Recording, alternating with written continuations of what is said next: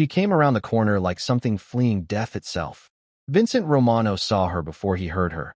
A flash of red dress, wild brown curls, small legs pumping in that uncoordinated desperation that only genuine terror produces. Maybe 7 years old. One shoe missing. Her mouth open in a scream. She had no breath left to make. He was sitting on the concrete steps of his new house, halfway through rolling a cigarette, when her eyes locked onto his. Dark eyes. Too wide. Whites showing all around. She didn't slow down. Didn't hesitate. She ran straight for him. This tattooed stranger with slicked back hair going silver at the temples. The kind of man mothers cross streets to avoid, like he was the only safe thing left in the world. Please. The word tore out of her as she collapsed at his feet, small hands grabbing his arm hard enough to leave marks. Her whole body shaking. Please help me. He's coming again. Her voice climbed into something beyond fear. He's coming again. Vincent froze, cigarette forgotten, looking down at this child who'd chosen him as her sanctuary. The October afternoon sun painted the Riverside Heights cul-de-sac in golden amber, everything soft-focused and suburban perfect, except for this tiny person clutching his arm like he was the last solid thing in existence. Hey, he said, voice automatically dropping to that low register that used to calm volatile situations in very different contexts. Hey, kid. But she wasn't listening. She pressed against his legs, trying to make herself smaller, trying to disappear behind him. Her head whipped around to look back the way she'd come. Vincent followed her gaze. The man emerged from between two houses like he was out for an evening stroll. Expensive polo shirt, khaki pants with a perfect crease, leather loafers. Everything about his body language projected ease and control, casual authority. Salt and pepper hair styled with product. His face arranged itself into an apologetic smile, one hand raised in a sorry for the disturbance gesture. But his eyes, even from 30 feet away, were cold and flat as January ice. Sophia, honey, he called out, voice pitched perfectly for concerned parent managing a difficult child. Loud enough for the neighbors whose faces were starting to appear at windows. You scared me half to death running off like that. The child's hands tightened on Vincent's arm. Her whole body went rigid. Vincent's right hand moved on muscle memory toward where he used to carry a piece. Found nothing. He hadn't carried in 3 years. Didn't need to anymore. Was trying to be someone different. The man closed the distance with measured calm. 20 feet, 15, 10. His smile perfectly calibrated. Close enough now that Vincent could see every detail of the mask. I'm Graham Webb, he said, extending his hand.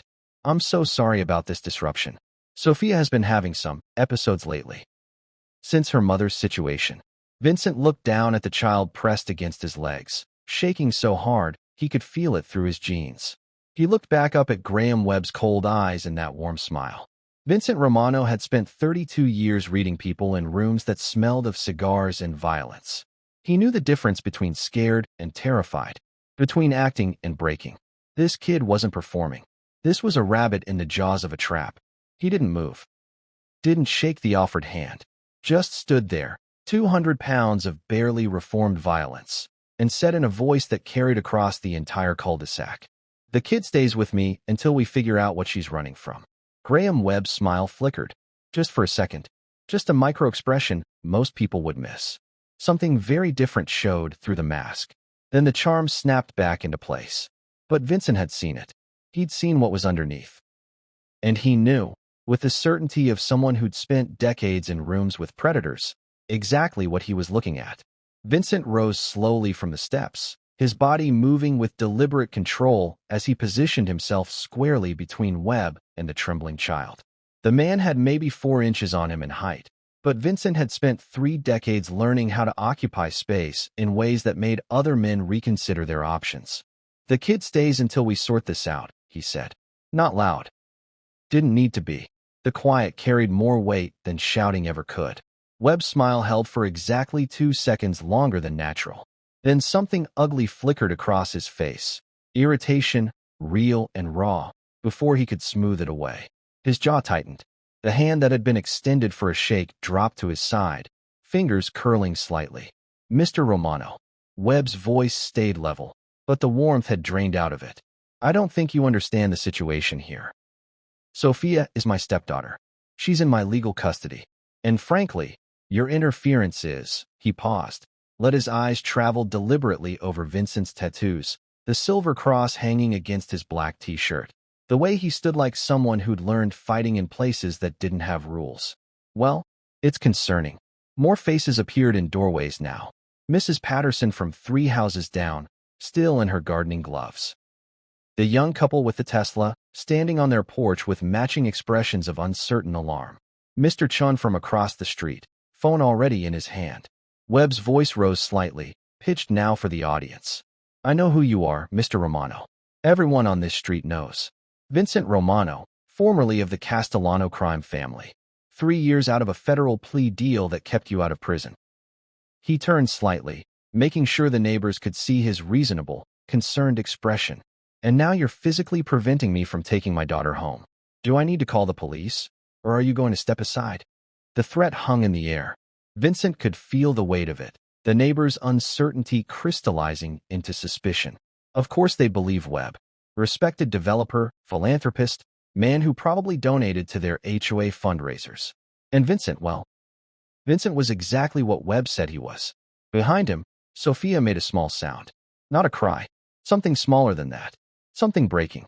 Then her voice, barely above a whisper but cutting through everything. He hurts me. Vincent felt her press closer against his legs, her hands still gripping his arm. When Mama tried to stop him, he made doctors take her away. The words came faster now, like a dam breaking. He said nobody would believe me because I'm just a kid and he's important. He said even if I told, people would think I was lying because he's Graham Webb and everybody loves him and... Sophia, honey, your medicine. Webb started forward, reaching. Don't touch her. Vincent didn't move, but something in his voice stopped Webb mid-step. It was the voice Vincent had been trying not to use anymore. The one that came from rooms where men's lives were decided over coffee and cigarettes. Mrs. Patterson had moved closer during Sophia's confession, her weathered face uncertain but troubled. She was old enough to remember when people actually knew their neighbors, when you could tell something was wrong without needing proof. She looked at Sophia's face, then at Webb's, then back to the child. Graham, she said, her voice thin but steady. Maybe we should just talk this through? The child seems very frightened. Webb's expression transformed instantly, seamlessly. The irritation vanished like it had never existed. His shoulders relaxed. His face rearranged itself into concern edged with exhaustion. The look of a man dealing with a painful situation with as much grace as he could muster. Of course, Eleanor. You're absolutely right. He crouched down slightly, making himself smaller, less threatening. His voice went soft, gentle. Sophia, honey, I know you're scared. I know the medicine makes you feel strange sometimes, but we need to get you home, get you settled. Dr. Caldwell said it's important you take it regularly, remember? Otherwise you get confused and the bad thoughts come back in. Vincent's mind caught on the word like a fish hook. Medicine for what? Webb straightened, still maintaining that patient, reasonable demeanor. Sophia was diagnosed with oppositional defiant disorder and acute anxiety disorder about 6 months ago, after her mother's deterioration.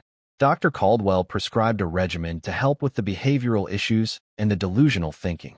He sighed, letting just the right amount of weariness show. It's been difficult. Isabel, her mother, she couldn't cope after her first husband died. The paranoia started slowly. She became convinced I was, well, horrible things. She stopped taking her own medication, started telling Sophia these stories, encouraging her to. I'm not sick. Sophia's voice cracked. Mama's not crazy. He made Dr. Caldwell write that. The medicine just makes me sleepy, so I can't tell anyone what he. Sweetheart, that's exactly what Dr. Caldwell warned us about. Webb's voice stayed gentle, but Vincent saw his eyes. Saw the calculation there. The delusions feel very real to you. I understand that. But we need to get you somewhere safe, somewhere you can rest, and... Where's her mother now? Vincent asked. He was watching Webb's face, reading the micro-expressions, the tells. 32 years of sitting across from liars had taught him things. Willowbrook Psychiatric Center. Voluntary commitment after she became violent. She's receiving excellent care, and hopefully she'll be well enough for supervised visits soon. Voluntary. Yes. And how long? 6 weeks now. It's been very hard on Sophia, as you can imagine, which is why it's so important we maintain her routine, her medication schedule. Vincent looked down at the child still pressed against his legs. Looked at her face. 7 years old and terrified in a way that bypassed every defense mechanism, every learned behavior. He'd seen people lie. He'd seen people manipulate. He'd seen abused kids who'd learned to perform their trauma. This wasn't that. How long have you been her stepfather? Vincent asked. Webb hesitated. Just a fraction of a second. 2 years. Almost 2 years. I married Isabel when Sophia was 5, about 18 months after her father passed. Car accident. Very tragic. And when did the behavioral problems start? Another hesitation. Longer this time. It's been gradual. But it accelerated after Isabel's breakdown, naturally. Vincent nodded slowly. Looked at Webb's expensive clothes, his practiced expressions, the way he stood like someone who'd never been told no in any way that stuck. Looked at the neighbors, uncertain, wanting to believe the respectable man over the tattooed criminal and the crying child. He thought about walking away, about not getting involved, about the quiet life he'd been trying to build, the person he'd been trying to become. Then he looked down at Sophia's small hands still gripping his arm, her knuckles white with the force of holding on. Vincent Romano had done a lot of terrible things in his life, things that meant he probably deserved whatever hell was waiting. But he'd never walked away from someone who needed protection. Not once. That was the line he'd never crossed, even when it would have been easier, safer, smarter. He wasn't about to start now. I think you should leave, Vincent said quietly. Come back with the police if you want. Bring CPS. Bring whoever you need to bring. But right now, the kid stays with me. Webb's face remained perfectly composed, but Vincent saw the muscle jump in his jaw. The man was good, better than most, but nobody was perfect. Not when they were losing control. Mr. Romano, I've tried to be patient here. Webb's voice carried that edge of strained reasonableness, the sound of a man reaching the end of his tolerance. Sophia has complex medical needs. She requires daily medication to manage her conditions. Without it, she experiences episodes, paranoid delusions, violent outbursts. Her doctors have been very clear about the importance of maintaining her treatment schedule. He pulled out his phone, swiped through screens with practiced ease. I have documentation. Diagnosis from Dr. Alan Caldwell, one of the most respected child psychiatrists in the state. Oppositional defiant disorder, acute anxiety disorder, and recently we've been discussing early indicators of possible borderline personality disorder. I'm not sick. Sophia's whole body went rigid against Vincent's legs. Her voice climbed higher, desperate. He made Dr. Caldwell write that. Mama said the medicine just makes me sleepy, so I can't tell anyone what happens. She said he was making me foggy so nobody would listen. Webb's expression cycled through concern and sadness so smoothly, it would have convinced anyone who wasn't watching for the seams. You see? This is exactly what Dr. Caldwell warned about. She's been told these things by her mother, who is herself experiencing severe paranoid delusions. It's a tragic cycle. Isabel's untreated mental illness feeding Sophia's behavioral problems, making it nearly impossible to. How long did you say you've been her stepfather? Vincent interrupted, his voice flat. Webb blinked at the change in direction. I'm sorry. Simple question. How long? 2 years. Almost exactly 2 years now. So Sophia was 5 when you married her mother. Yes. About 18 months after her father passed away. Carlos Martinez. Car accident on Route 9. Very sudden, very tragic. Isabel was devastated, understandably. I met her at a fundraiser about a year later. We bonded over. Where exactly is her mother now? Another micro-hesitation. Vincent caught it, the fractional pause before Webb's brain supplied the prepared answer. Willowbrook Psychiatric Center. It's a private facility, very discreet, excellent reputation for. Voluntary commitment. Yes. And she's been there how long? 6 weeks. Almost 7 now. Vincent nodded slowly, filing every detail away. So your wife, Isabel, she just voluntarily checked herself into a psychiatric hospital and left her 7-year-old daughter with you. It wasn't. Webb's jaw tightened again. It wasn't quite that simple. There was an incident. Isabel became violent, threatened me with a kitchen knife. I had to call the police. They saw her state, recommended evaluation. The doctors at Willowbrook determined she was a danger to herself and others. The commitment was voluntary in the sense that she agreed to treatment rather than facing criminal charges for assault. The story was smooth. Too smooth. Every detail fitted together like pieces of a puzzle assembled in advance. Vincent had heard a lot of lies in his life, from men trying to avoid consequences, from informants spinning stories, from witnesses recanting testimony. You learn to hear the difference between truth and rehearsal. This was rehearsal. What medication is Sophia supposed to be taking? Vincent asked. I don't see how that's relevant to. Humor me. Webb's smile was getting tighter at the edges. Risperdal for the behavioral issues. Zoloft for the anxiety. Both prescribed by Dr. Caldwell. Both FDA approved for pediatric use. Both being monitored carefully with regular blood work to ensure. Those are antipsychotics and antidepressants. The voice came from the side. Tyler Chun, mid-20s, still in his Amazon delivery uniform from the porch across the street. He'd moved closer during the confrontation, phone in hand. For a 7-year-old?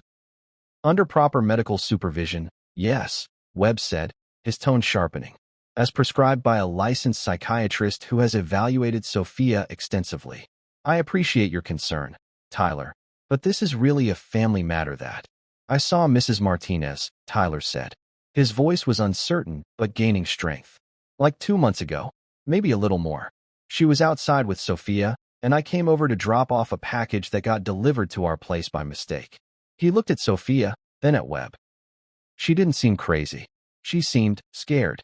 She kept looking at her house like, I don't know, like she wanted to run but couldn't. Isabel was very good at masking her symptoms when she was medicated, Webb said smoothly. That's part of what made her deterioration so difficult to catch. She would seem perfectly normal to casual observers, but at home, in private, the paranoia would. She asked me if I knew any lawyers, Tyler continued. His phone was still in his hand, and Vincent noticed the screen was lit. Recording, maybe. Smart kid. She asked me real quiet, when you weren't looking. Said she needed help, but couldn't make calls from the house. I thought it was weird, but I gave her my cousin's number. He's a family law attorney in the city. I don't know if she ever called. Webb's smile had become something else now. Something with teeth. I think we're done here. This has gone on long enough. He took a step forward, his voice dropping into command. Sophia, come. Now. The child made a sound like a trapped animal. Vincent felt something shift inside him, some old piece of machinery clicking into operational mode. That part of him that had sat across from made men and walked away with what he wanted. The part that knew how to hold ground when ground mattered. His voice dropped into a register he hadn't used in 3 years. Low and absolutely level, carrying across the suburban quiet like a blade sliding from a sheath. The tone that used to end arguments in basements and backrooms, that made men with guns reconsider their choices. I said the kid stays. The words hung in the October air like smoke. Webb froze mid-step. Something passed across his face, just for a second. That wasn't charm or concern or calculated patience. Something feral and furious, quickly buried but not quite fast enough. Around them, the neighbors had gone very still. Mrs. Patterson's hand was pressed to her chest. Tyler's phone was definitely recording now, held steady and obvious. The young couple with the Tesla had moved to the edge of their lawn, watching. Webb's smile was gone completely now. You're making a very serious mistake, Mr. Romano. One that I don't think you fully understand the consequences of. His voice was quiet, almost conversational. I know people too. Judges. Police commissioners. The district attorney plays golf at my club. And you're a convicted felon with a history of violence trying to keep a child from her legal guardian. How do you think that plays out? Vincent didn't move, didn't blink, just stood there with Sophia pressed against his legs, her small hands still gripping his arm, and held Webb's gaze with the patience of someone who'd spent decades learning how to wait out other men's threats. We'll see, Vincent said. For a long moment, nobody moved. Webb stood there in his expensive casual clothes, fury barely leashed behind his eyes. Vincent stood on his concrete steps, 200 pounds of quiet refusal. Sophia trembled between them, caught in a standoff that would determine whether anyone believed a 7-year-old girl over a pillar of the community. Then Webb's phone rang. He glanced at it, and Vincent saw something flicker across his face. Calculation, reassessment. he answered, his voice instantly modulating back to smooth professionalism. Yes. No, I'm dealing with it now. There's been a complication. I'll need you to make some calls. He listened, eyes never leaving Vincent. The Castellano associate. Yes, that one. 20 minutes. He ended the call and slipped the phone back into his pocket. When he looked at Vincent again, his smile had returned, cold and certain. The police are on their way, Mr. Romano. I think you'll find they take a very different view of this situation than you do. He stepped back, making a show of being reasonable, being patient, letting the law handle this. I'll wait right here. And when they arrive, we'll see who they believe, a respected businessman and concerned father, or a known criminal who's currently committing felony custodial interference. He turned to the gathered neighbors, his voice carrying. I appreciate everyone's concern. This will all be cleared up shortly. Vincent looked down at Sophia. Her face was pressed against his leg now, her whole body shaking.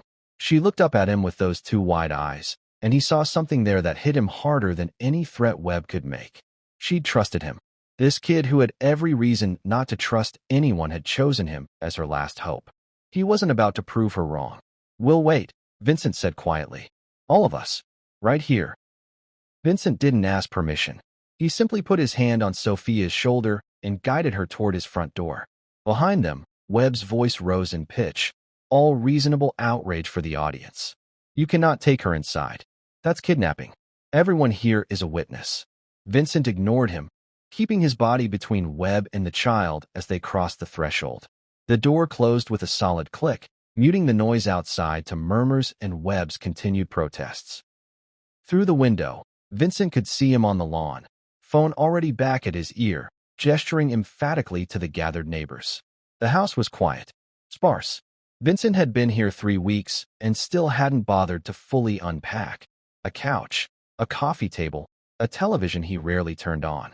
The walls were bare except for lighter squares where the previous owner's pictures had hung. It looked like what it was, a place someone was staying, not living. Sophia stood in the middle of the room, small and wrong against the masculine emptiness. She'd stopped crying, but her whole body still trembled with fine tremors, like an engine idling too high. Vincent pulled out his phone, scrolled through contacts he hadn't touched in years. Found the name he needed. It rang 3 times. Leo Marchetti. It's Vincent. A pause on the other end. Vincent Romano. Didn't expect to hear from you. Thought you were living the quiet life. I need a deep dive on someone. Graham Webb. Real estate developer, local. And I need it yesterday. Leo's voice shifted into professional mode. What am I looking for? Everything. Financials, properties, business associates, personal history, previous marriages, any complaints, sealed records, anything that doesn't fit the respectable developer image. Vincent glanced at Sophia, who was still standing frozen in the middle of his living room. And I need to know about Willowbrook Psychiatric Center. Who runs it? Who funds it? Any connection to Webb? How deep? Whatever it takes. Bill me double if you have to grease palms. This about that kid everyone's talking about? Tyler Chin's already posting video clips on the neighborhood Facebook group. It's about the kid. Leo was quiet for a moment. Then, give me 4 hours. I'll call you back. Vincent ended the call and looked at Sophia. She was staring at him with those dark eyes, waiting to see what he'd do now that he'd chosen this path. You want some water? He asked. His voice came out rougher than he intended. He'd never been good with kids, never had any, never spent time around them. They were small and breakable and required a kind of gentleness he'd never learned. She nodded, not speaking. Vincent went to the kitchen, filled a glass from the tap. When he came back, Sophia had moved to the couch, perched on the edge like she might need to run again at any moment. He handed her the water, and she took it with both hands, drinking in small, careful sips. He sat down across from her in the single armchair, elbows on his knees, trying to make himself less intimidating, trying to figure out how to talk to someone who barely came up to his waist. Okay, he said finally. I need you to tell me everything. Start from the beginning. When did Graham Webb come into your life? Sophia's hands tightened on the glass. For a long moment, she didn't speak, just stared at the water like she was reading something written on its surface. After Daddy died, she said finally, her voice small. Mama was sad all the time. She cried a lot. Then she met Graham at some party, and he was nice to her. Nice to meet too. He bought me toys and took us to restaurants, and Mama stopped crying so much. When was this? I was 5, almost 6. And when did things change? Sophia's face went very still. After they got married. It was slow at first. He started making rules. I couldn't go to friends' houses. I had to ask permission to leave my room after bedtime. He said it was because he cared about me being safe. She looked up at Vincent. But then he started coming into my room at night. Vincent's jaw tightened, but he kept his voice level. What did he do? He'd sit on my bed, touch my hair, tell me I was special. That we had a special relationship and I shouldn't tell Mama because it would make her sad. Sophia's voice had gone flat, reciting facts like she'd learned to distance herself from them. It got worse. He said if I told anyone, they'd take me away from Mama, that they'd put me in a home with strangers. Did you tell your mother? I tried, but I was scared. Then Mama noticed anyway. She saw how scared I got when Graham came home, how I'd cry before bedtime. She asked me, and I told her. Sophia's hands were shaking now, water sloshing in the glass. Vincent reached over and steadied it, his large hands covering her small ones for just a moment. What happened when you told her? Mama believed me. She said we were leaving. She packed our bags and everything. But Graham found out. The trembling got worse. He was so calm. He didn't yell or anything. He just told Mama she was being hysterical, that grief was making her imagine things. Then he called the police and said she'd attacked him with a knife. Did she? No. She was packing. But Graham had a cut on his arm, and he showed them, and they believed him. He told them Mama was unstable, that she'd been acting paranoid since Daddy died. The police took her to the hospital, and Graham went with her, and when they came back without her, he told me she'd decided to stay there to get better. Vincent felt something cold settle in his chest. He'd seen this kind of play before. Not with kids, but with witnesses, with people who knew too much. Discredit them first, make everyone doubt their credibility, then isolate them where they couldn't do damage.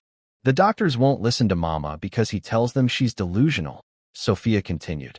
And nobody believes me because I'm 7 and he's Mr. Graham Webb who builds hospitals and gives money to schools. Her voice broke on the last words. He said I'd end up in the same place as Mama if I kept telling lies. That nobody would ever believe me over him. Vincent leaned back, processing. Webb had played it perfectly, used his reputation as armor, turned the system into a weapon, isolated anyone who could contradict him. It was cleaner than most of the corruption Vincent had seen in his previous life, but the principle was the same. Power protecting power, institutions failing the people they were meant to serve. How'd you get away today, he asked. He was in the shower. I just ran. I didn't know where to go. Then I saw you and I thought. She looked up at him with those 2 old eyes. I thought maybe someone scary would help me because the nice people didn't. Outside, Vincent could hear sirens approaching. The sirens had come and gone hours ago. 2 patrol officers, young and uncertain, had taken statements from everyone on the street while Webb maintained his concerned father routine, and Vincent said nothing except that he'd cooperate fully once his attorney arrived. The officers had left with promises that detectives would follow up, their body language suggesting they already knew whose side they were on. Now it was almost 8 o'clock, October darkness settling over Riverside Heights, and Vincent's phone finally rang. Talk to me, Vincent said. Leo's voice came through tight and grim. Vincent, this guy is dirty, but he's careful. Very careful. I had to call in favors just to get past the first layer. What did you find? Sealed CPS report from 3 years ago. Different city, Millbrook, about 2 hours north. Different stepdaughter. Girl's name was Emma Hartwick, 11 years old at the time. She reported sexual abuse by her stepfather, one Graham Webb. Leo paused. 2 weeks later, she recanted. Said she'd made it up because she was angry he'd married her mother. Case closed. Records sealed to protect the minor. Vincent's hand tightened on the phone. Where's the girl now? That's the thing. She ran away at 13. Never found. Mother claims she doesn't know where Emma went. Hasn't heard from her in 2 years. But I tracked down the CPS worker who took the original report. Woman named Linda Chun, retired now. She agreed to talk off record. She said Emma was telling the truth. Chun tried to push the investigation, but got shut down hard from above. She thinks Emma recanted because Webb threatened her somehow, but she could never prove it. Christ, it gets worse. Webb's connected 6 ways from Sunday. Judge Patricia Ramsey, who handles 90% of family court cases in this jurisdiction. They're golf partners. Played in a charity tournament together last month. Donald Fletcher, head of the local CPS office. Webb's foundation donated $200,000 to their youth advocacy program last year. And your favorite doctor, Alan Caldwell at Willowbrook? Webb's development company built the new psychiatric wing 3 years ago, gave them a sweetheart deal on the construction. Vincent closed his eyes. He'd known it would be bad, but this was a network, carefully constructed, mutually beneficial. Everyone invested in maintaining the fiction of Graham Webb as pillar of the community. There's more, Leo continued. Webb's filed kidnapping charges against you. Custodial interference, false imprisonment, a couple other things that sound scary in legalese. Detective named Sarah Reeves caught the case. She's solid, from what I hear, but Vincent, they've got you on your old associations. Your record, even if you're right about everything. You look like exactly the kind of guy who'd snatch a kid. I know. They're coming tonight. Maybe tomorrow morning at the latest. And when they do, they're taking Sophia back to Webb. Court order, the whole thing. Vincent opened his eyes, looked across the room to where Sophia had finally fallen asleep on his couch, curled into a tight ball under the spare blanket he'd found. She'd been exhausted, running on pure adrenaline until it gave out. Keep digging, Vincent said. Emma Hartwick. If she's alive, find her. Find anyone who'll talk about Webb, anyone who saw something but stayed quiet. Already on it. But Vincent, be careful. This guy's got reach. The doorbell rang before Vincent could respond. Through the front window, he could see an unmarked sedan at the curb. A woman in plain clothes stood on his porch, badge clipped to her belt. Detective Reeves, probably. Right on schedule. She's here, Vincent said. Don't say anything without a lawyer. Yeah. Vincent ended the call and moved to the door, opening it before she could ring again and wake Sophia. Detective Sarah Reeves was maybe 40, dark hair pulled back, eyes that had seen enough to know when someone was lying. She looked at Vincent with professional assessment, taking in his tattoos, his build, the way he stood in the doorway like he was guarding something. Mr. Romano, I'm Detective Reeves. I need you to produce Sophia Martinez immediately. Detective, that man is abusing her. Her mother isn't crazy. She's imprisoned. I'm asking you to look deeper before you hand her back. Reeves's expression didn't change. I have a respected community member with legal custody versus. She paused, choosing her words carefully. You. No offense, but your word doesn't carry much weight. And right now, you're in violation of a court order. If you don't produce the child, I'll have to take you into custody and search the premises. Please. The voice came from behind Vincent. He turned to see Sophia standing in the hallway, blanket wrapped around her shoulders, face creased from sleep, but eyes wide and frightened. Please check on my mama, Sophia said, moving closer to Vincent. Just talk to her without him there. Please. She'll tell you. She'll tell you everything. Reeves looked at the child, really looked at her. Something shifted in the detective's face, some calculation being recalibrated. She'd probably come here expecting a clear-cut case of a troubled man with boundary issues. But Sophia wasn't acting like a kidnapped victim. She was acting like someone seeking sanctuary. What's your mother's name? Reeves asked. Isabel Martinez. She's at Willowbrook. And she's there voluntarily? No. Graham made them take her because she tried to protect me. She's not sick. She's just trapped. Reeves was quiet for a long moment, her eyes moving between Sophia and Vincent. Then she pulled out her phone, stepped back toward her car. Vincent could see her making a call, her voice too low to hear. When she came back, her expression had changed, not convinced, but no longer certain. I'll make a visit to Willowbrook, she said. Unofficial. Tonight. But Mr. Romano, if you're playing me, if this is some kind of... I'm not. Reeves looked at Sophia again. You stay here tonight.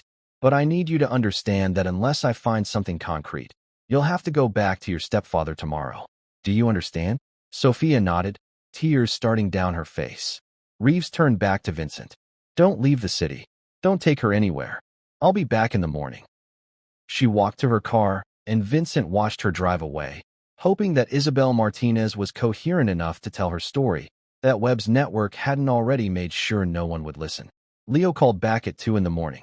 Vincent had been sitting in his darkened living room, watching Sophia sleep, running through scenarios that all ended badly. I got something, Leo said without preamble. Audio files from Willowbrook. Had to pay a night nurse who's about to quit anyway. She's seen things she doesn't like. Vincent moved into the kitchen, closing the door softly. What's on them? Isabel Martinez.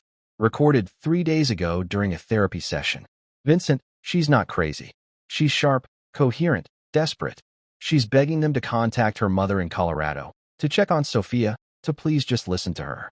The therapist keeps redirecting, talking about delusions and persecution complexes. But Isabel, she's making perfect sense. Vincent felt something loosen in his chest. Evidence. Real evidence. Send them to me. Already did. But Vincent, even with these, Webb's got power of attorney. Isabel was committed on Caldwell's recommendation, and unwinding that through proper channels could take months. The system's designed to move slow, and Webb knows it.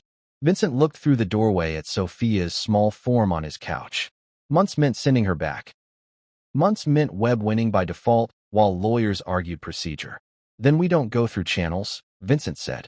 We go public. Bigger than public. Leo was quiet for a moment. What are you thinking? Webb's annual charity gala. 3 days from now at the Riverside Grand Hotel. 500 guests, local media coverage, live streaming. He's giving the keynote address on child welfare and community responsibility. Vincent's mouth twisted. Ironic, right? He could hear Leo's brain working through the phone. You want to hijack it. The AV system. Broadcast everything during his speech. The recordings, Sophia's testimony, whatever else you find.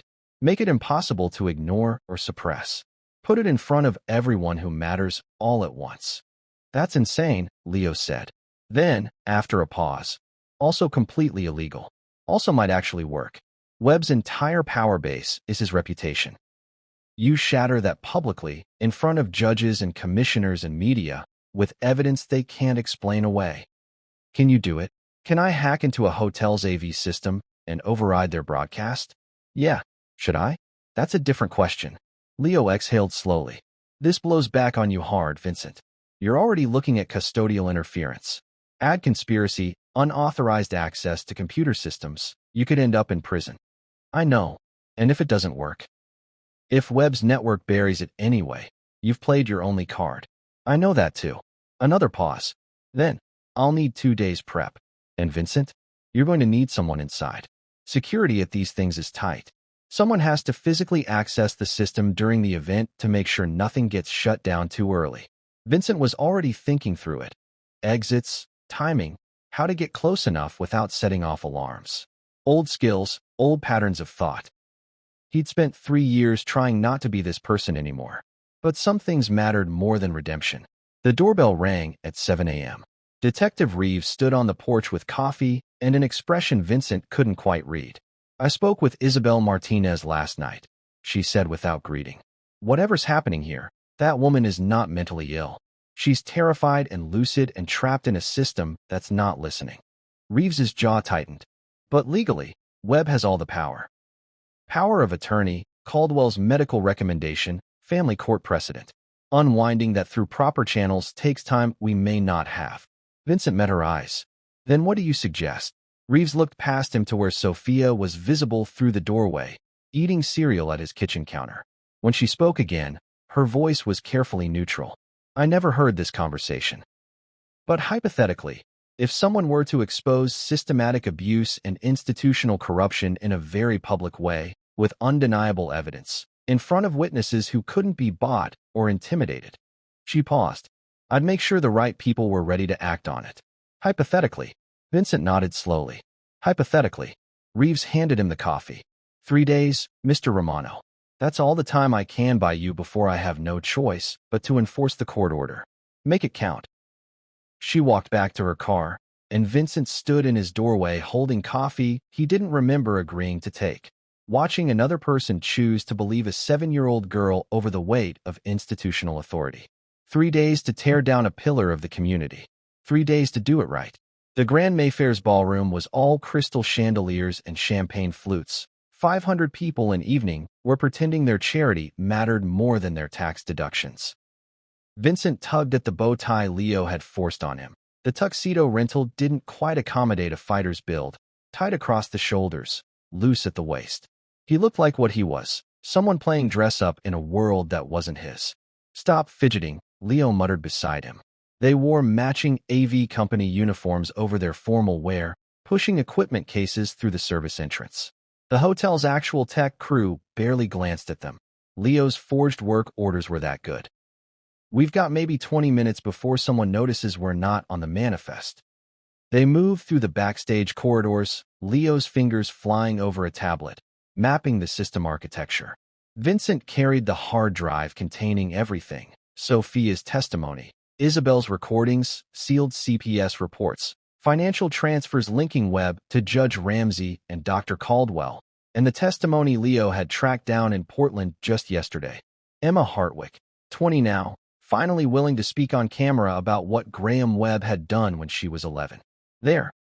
Leo plugged into the main console, started the upload. 5 minutes. Then it's locked in and nobody can stop it without physically destroying the servers.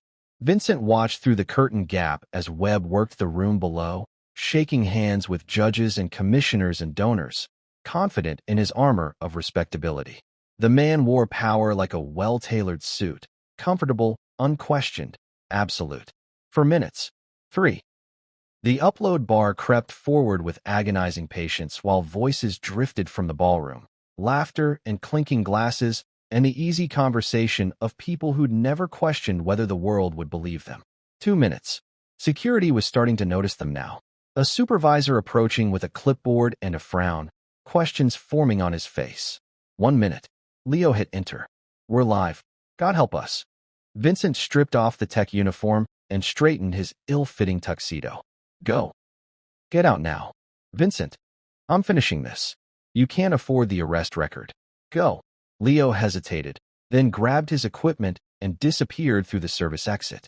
The security supervisor was 10 feet away when the lights dimmed and Graham Webb took the stage to thunderous applause. "Thank you." Webb's smile was perfect, his voice rich with practiced humility. "Tonight we celebrate our commitment to protecting the most vulnerable, our children. As a father myself, I understand the sacred responsibility we have to ensure every child feels safe, heard, and valued." Vincent moved toward the stage's edge, staying in the shadows. "The Foundation's work this year has touched hundreds of young lives. We've funded counseling services, expanded youth centers, and supported families in crisis. Because children deserve advocates. They deserve to be believed when they speak. They deserve." The screens behind Webb flickered. His microphone cut out. Then Sophia's voice filled the ballroom, small and clear and devastating. The recording Leo had made 2 days ago, the child's words stripped of everything except truth. "He comes into my room at night. He touches my hair and tells me I'm special. He says if I tell anyone, they'll take me away from Mama. He hurt Mama when she tried to protect me. He made everyone think she was crazy so nobody would listen." The screens blazed to life. Documents cascading across multiple displays. The sealed CPS report from Millbrook, Emma Hartwick's tearful testimony, medical records proving Isabel's sanity, bank transfers showing $200,000 from Webb's foundation to CPS, country club receipts showing monthly golf games with Judge Ramsey, construction contracts between Webb Development and Willowbrook Psychiatric. The ballroom erupted. Gasps, shouts, the scraping of chairs as people stood. Webb stood frozen on stage, watching his carefully constructed reputation disintegrate in real time. Media cameras, meant to broadcast his philanthropy, swiveled to capture his face. Shock, rage, panic cycling through the mask as it cracked apart. Vincent stepped out of the shadows and walked onto the stage. Someone handed him a microphone. Maybe they thought he was part of the program. He faced the audience of the powerful, the connected, the ones who'd never had reason to doubt Graham Webb. "My name is Vincent Romano," he said, voice carrying across the chaos. "Yes, I have a past. Yes, I'm not respectable. But I believe this child when she says this man, this philanthropist, is a predator. And I'm betting some of you do too." Webb lunged for him, but Vincent had 3 decades of reading attacks before they happened. He sidestepped easily, and Webb stumbled, the movement graceless and desperate, caught by cameras from 6 angles. In the audience, Detective Reeves stood, badge held high. 6 other officers rose with her, moving toward the stage. "Graham Webb," Reeves called out, her voice cutting through the tumult. "Don't move." The next 72 hours moved like a rock slide, unstoppable, destructive, reshaping everything in its path. Webb was arrested on stage, handcuffed in his $1,000 tuxedo while cameras broadcast it live. By morning, the charges had multiplied. Child sexual abuse, witness tampering, unlawful imprisonment, fraud, conspiracy.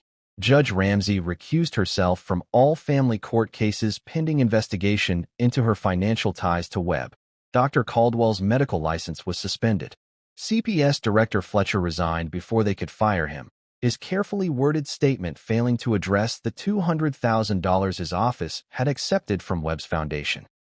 Isabel Martinez walked out of Willowbrook at 10 a.m. on the third day, Detective Reeves personally escorting her through the doors. The reunion happened in the precinct's conference room. Sophia saw her mother and ran. The sound she made barely human, pure relief and anguish mixed together. Isabel dropped to her knees and caught her daughter, both of them sobbing, holding on like they'd never let go again. Even Reeves had to turn away, wiping at her eyes. Vincent watched from the hallway, staying back, staying separate. This wasn't his moment. He'd done what needed doing, and now the system, finally, belatedly, was functioning the way it was supposed to. His own charges came through that afternoon. Breaking and entering. Unlawful surveillance. Disrupting a private event.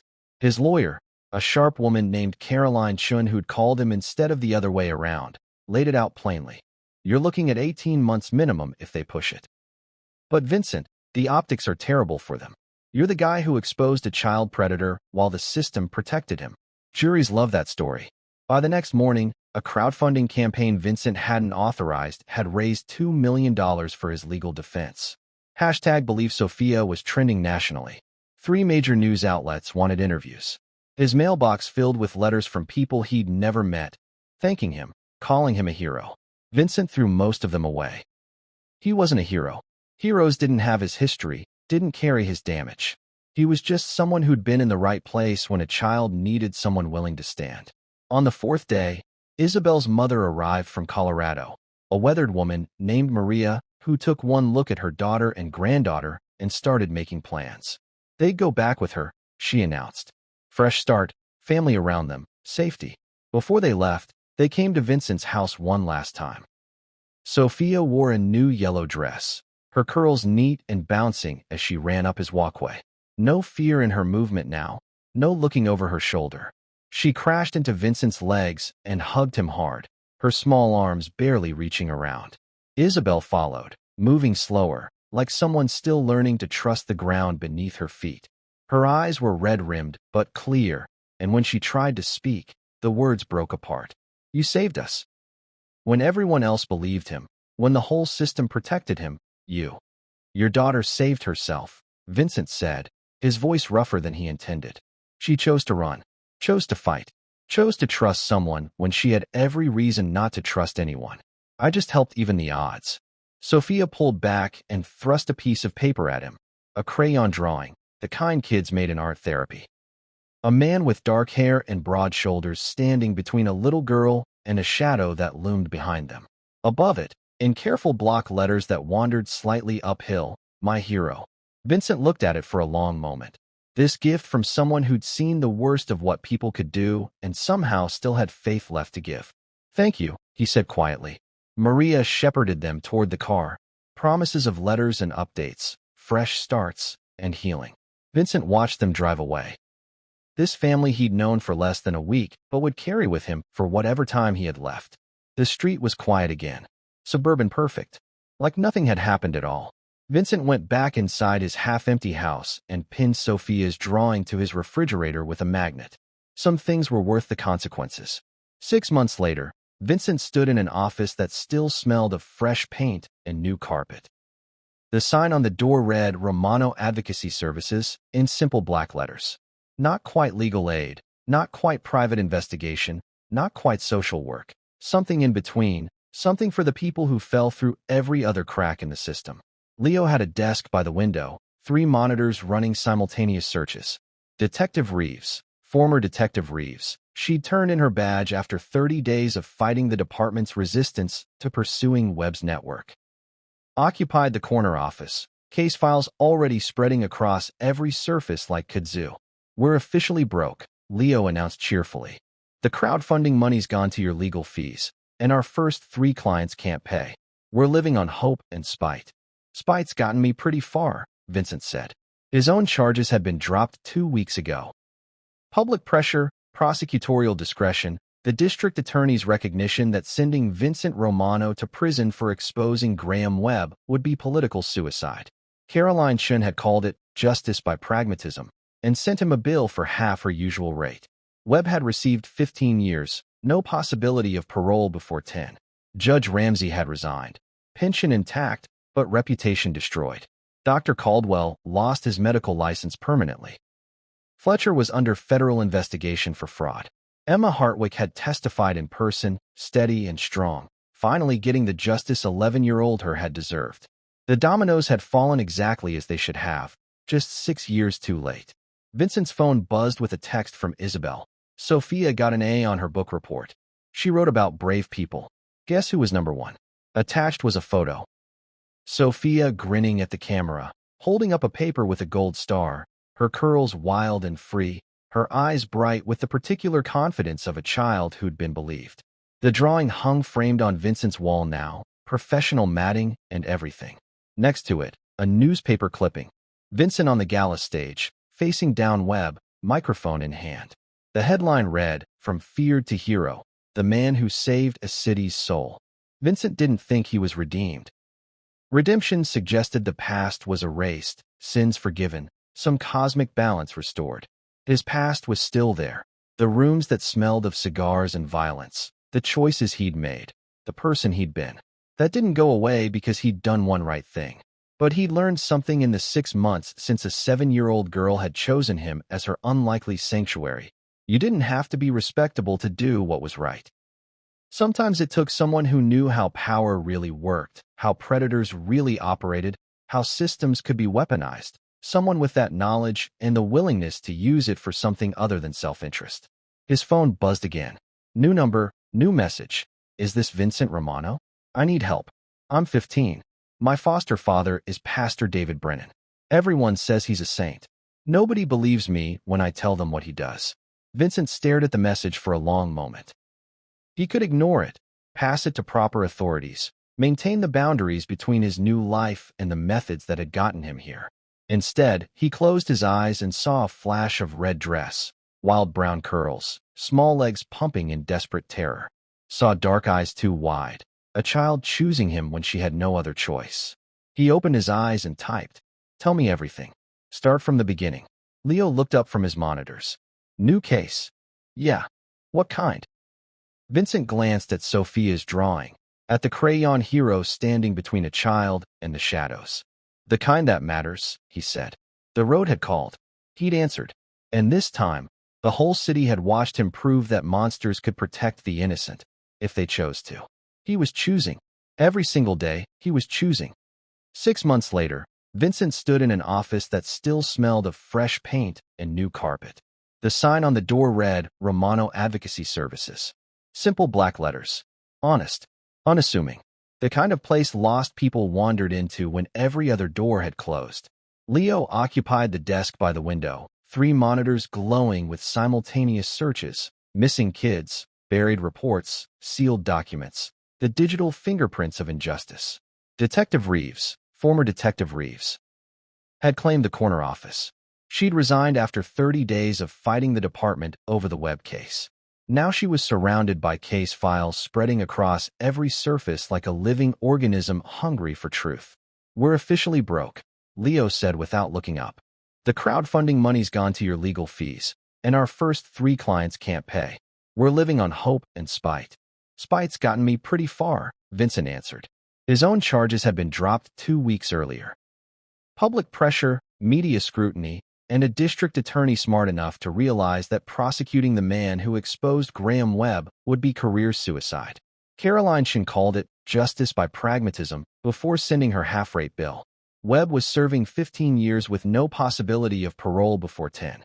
Judge Ramsey had resigned in disgrace. Dr. Caldwell had lost his license. Fletcher was under federal investigation. And Emma Hartwick, quiet, trembling, powerful, had testified and finally been believed. The dominoes fell, the way they always should have. Just 6 years too late. Vincent's phone buzzed. A message from Isabel. Sophia got an A on her book report. She wrote about brave people. Guess who was number one? The attachment hit him harder than any punch he'd ever taken. Sophia, smiling wide, curls wild and free, holding a paper with a gold star. A child reborn. A life rerouted. A future repaired. Her drawing hung framed on Vincent's wall.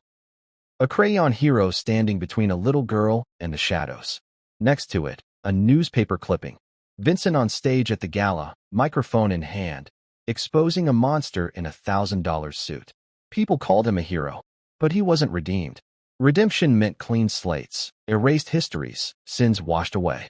Vincent knew better. His past was permanent ink, rooms heavy with cigar smoke, men who spoke in threats, choices that carved scars deep into his soul.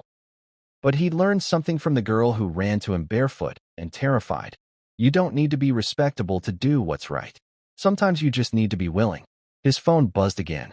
Is this Vincent Romano? I need help. I'm 15. My foster father is Pastor David Brennan. Everyone says he's a saint. Nobody believes me when I tell them what he does. Vincent stared at the screen.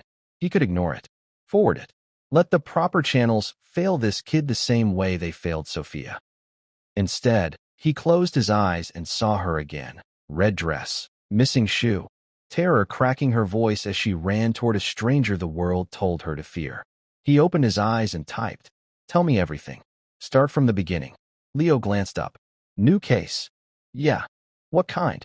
Vincent looked at the framed drawing, at the crayon version of himself standing between innocence and the dark. The kind that matters. The road had called. He'd answered, not because he was pure, not because he was healed, but because he knew what monsters looked like. Sometimes he saw them in other men, sometimes in institutions, sometimes in the mirror. He picked up the phone, dialed the number back, and when a fragile voice answered, he said, "This is Vincent. You're safe now. Tell me everything." Because some stories end with justice. But the real work, the work that saves lives, never ends. Somewhere out there, another child is running. Another predator is hiding behind respectability. Another system is looking the other way. And someone like Vincent Romano has to choose. Every single day. If this story moved you, don't let it end here. Right now, somewhere in the world, a real child is facing a monster no one wants to see. A real mother is being dismissed as unstable. A real teenager is wondering if anyone will ever believe them. Let's make sure they know they're not alone. Like this video, so platforms push it to someone who needs courage. Share it, because your share might be the reason someone speaks up. Comment below, "I stand with Sophia." Let it be our community's voice for every child who's been silenced. And if you are going through something similar, if someone is hurting you, gaslighting you, or making you feel trapped, please reach out to someone you trust. A teacher, a friend, a hotline. You deserve safety. You deserve to be heard. You deserve to be believed. On this channel, we don't glorify monsters. We expose them. We protect the vulnerable. We shine a light where evil thrives in silence. Subscribe to join a community that chooses courage over comfort, justice over fear, and truth over the reputations of powerful predators. Because the next child is already running. The question is, will you be the one they find when they turn the corner?